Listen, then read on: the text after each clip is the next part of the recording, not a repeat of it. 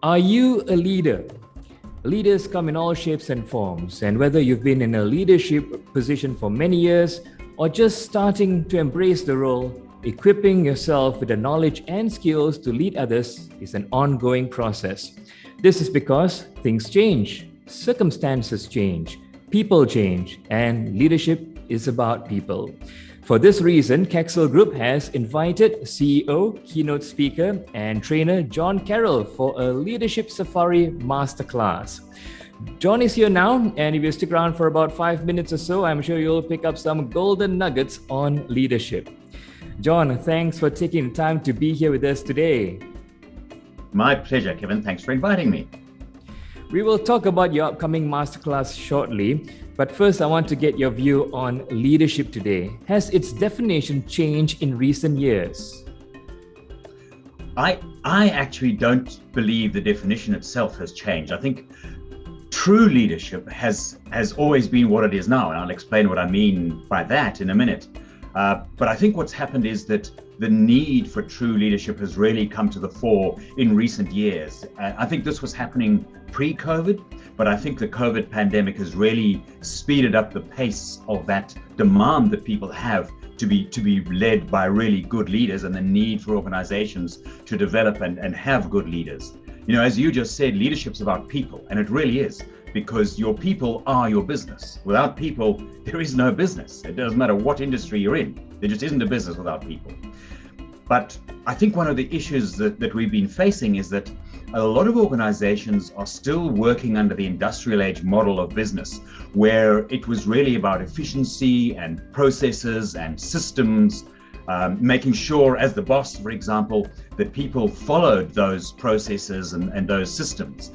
And I think that while efficiency is still very important, because it is, and processes and systems are very important, they're necessary. You know, people have got to have something to guide them in how they're going to go through the process of their work to enable them to do their job well.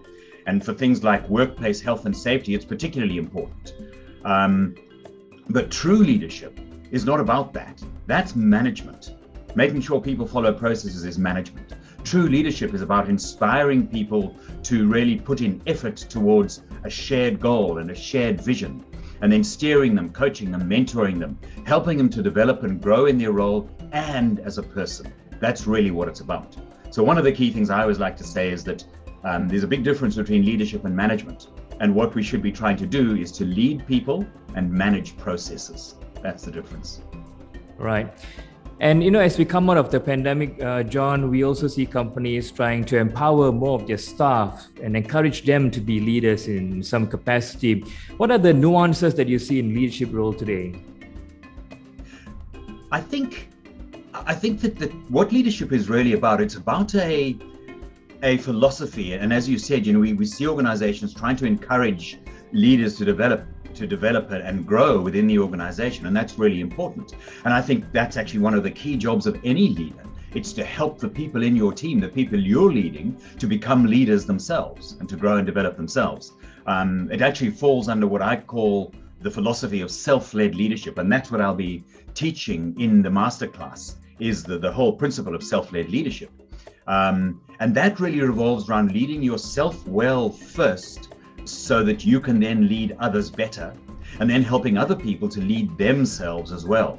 Because if the people in your team can lead themselves well, you'll need to lead them less, and you'll certainly need to manage them less, because they'll be self-managed. So that's the whole idea of it. And there are a couple of key principles, I think, around that leaders really need to grasp. I think, first of all, I think leadership is about trust. It's about trusting your people.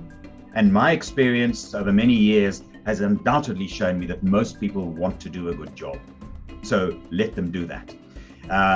It's then about supporting and steering people instead of dictating to them and dominating them and using your power to control them. It's about things like being kind, even when you have to be tough. And as leaders, we do have to make tough decisions sometimes, but we can do that with kindness.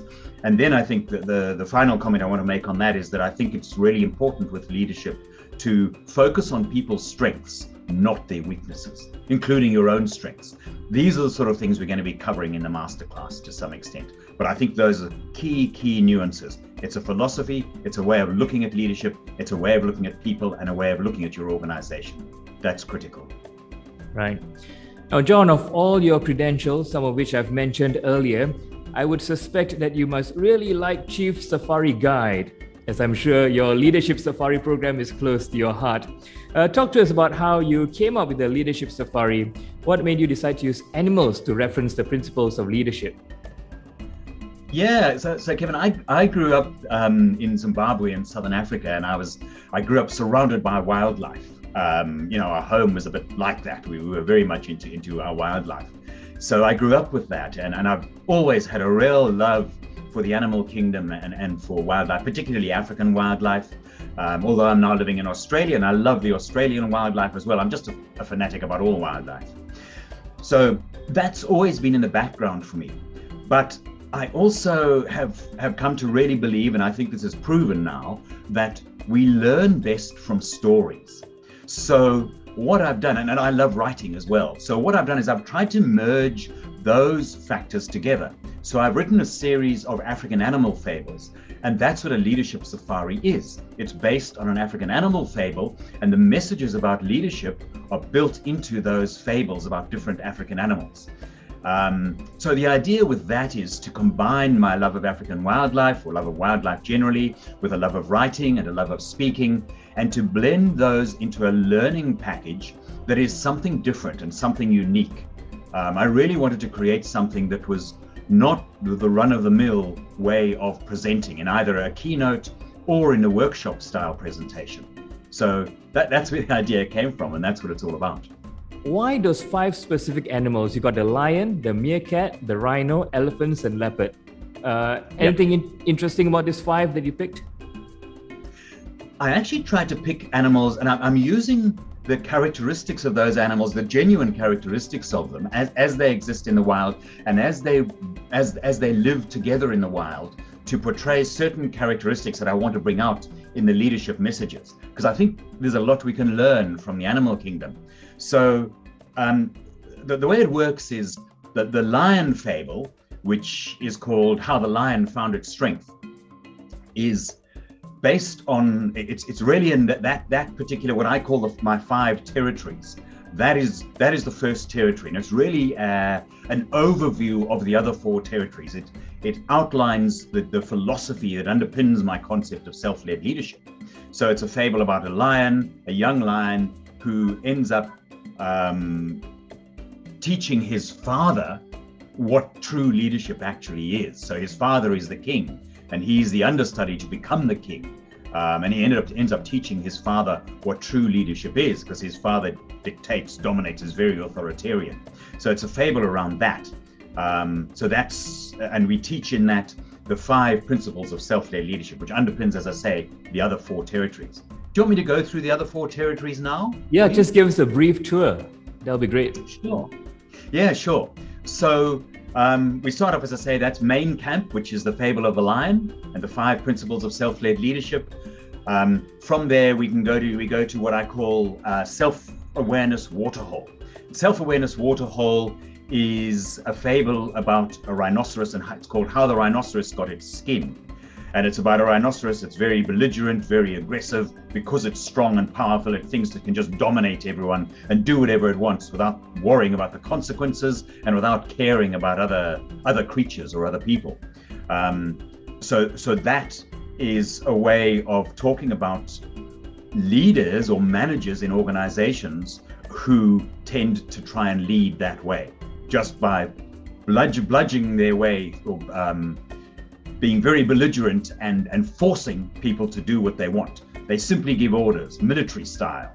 They don't involve their people. They don't engage their people. So self-awareness waterhole is really about the 5 principles of leading yourself well, so that you can then lead others better. And so we go through those principles there. From there, we're going to go to the 3rd territory, which is teamwork territory. And that's the fable about meerkats that you mentioned. So that's a fable called How the Meerkats Formed a Family. And meerkats are genuinely, they really are, they're very, very teamwork inspired creatures. They work so well together as a team. You know, one of them is always on sentry while the others feed and forage for food, and the sentry is there to warn them if danger comes. And that's how they operate. So teamwork territory is really about overviewing the 5 habits, or in the workshops we'll go into detail about the 5 habits of high performing teams.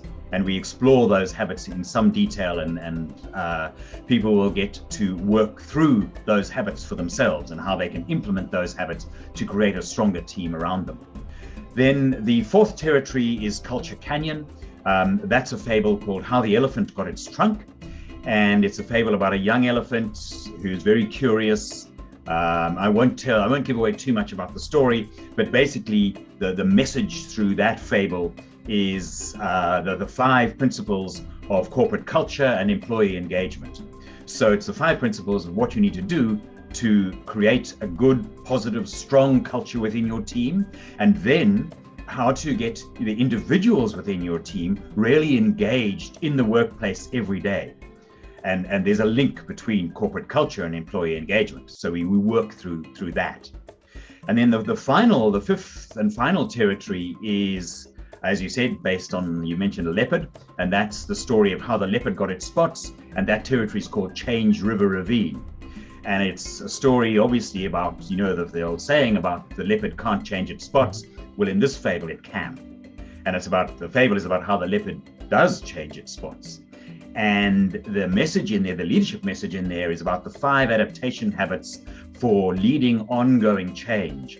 And the reason for that particularly is that I think a lot of organizations understand and they realize that what's happening in the world now is just this rapid pace of change, and it never seems to end. But the problem is, if you deal with that, as I've seen many organizations do, and I've consulted to a lot of organizations that do this, and they approach each change program as a different project. So, and a different program, and they go through that change process for each one. They finish one and they start another, and then they start another, and then they start another. And what happens is exactly what we're seeing. And there's a lot of research that supports this. There's a lot of change fatigue in the world now. So that's a problem. So this particular territory, Change River Ravine, is about how to create change and introduce change as part of your corporate culture, as part of the way we do things around here. Because we're constantly trying to improve, we're constantly looking for better ways to do things, we're constantly adapting how we do things, we're constantly innovating to keep pace with what's happening in the world around us. And if you do that, and you can get it as part of your corporate culture, part of your team's culture, that changes how we do things, then you don't need to go through program after program after program, and you can avoid that whole issue and that whole damaging problem of change fatigue. It's really about ultimately getting to a point where your team members start to proactively initiate change themselves. That is the ideal, because if they do that, you don't have to sell them on any change because they're bought in already. So that's where we aim for. And that's what we teach in that 5th territory. That's really a very quick overview of what we're going to be going through. John, to wrap up, what do you hope that those who attend the masterclass will take away from it? Yeah, I think the first thing that I really want them to take away is a very clear understanding of what style of leadership is needed in today's world to attract and retain good talent. Because that is one of the biggest problems that organizations are facing. Because leadership is not done well in organizations, and because people are now demanding something different from their workplaces. You know, it used to be the case that people were happy to have a job that they saw as reasonably safe and secure, and they would go in there every day, spend 40, 50, sometimes 60 hours a week at their job, but they didn't necessarily enjoy it, but they were content to do that. That's changed. It was changing before COVID. But as I said earlier, I think COVID has increased the pace of that change. And people now, particularly the younger generations, but even older ones, have stood back through COVID. They've taken a step back and they've started to evaluate what's really important to them. And now they're saying, you know what? What I'm looking for is something more out of my workplace. I don't just want a safe, secure job because it doesn't exist anymore. Things are changing too fast. We can't, safe, secure jobs are just a thing of the past. They don't exist. So people are looking for more than that. And they're also looking for more balance in their lives. So that's what I want them to understand is what do you need to do as a leader? What sort of leader do you need to be to make sure that you're creating a workplace that attracts and retains good talent? Because otherwise you're not going to do that. And then I want them to take away some really good practical skills, practical tips that I'll be teaching through real life examples, through anecdotes, through case studies, practical tips and skills for applying the principles covered in each of those 5 territories. And we will be doing that. So each person will walk out with an action plan and some real action points that they can actually practically implement back in their workplace. That was John Carroll, CEO, keynote speaker, trainer, and chief safari guide. Meet John in person at the upcoming Leadership Safari Masterclass. All the details and special packages will be in the description. John, thank you once again for your time, and I look forward to seeing you in person soon. What's it like coming back to face-to-face events and trainings? Oh, it's wonderful. I mean, I love doing the online as well, but it just wasn't the same feeling. You can't get quite that same connection as you do face-to-face. So it's fantastic that we're back face-to-face, and I'm so looking forward to these forthcoming ones with Kexxel. They're going to be great. On behalf of John, I'm Kevin from Kexxel Group, and we look forward to seeing you at the Leadership Safari Masterclass. Stay well and see you soon.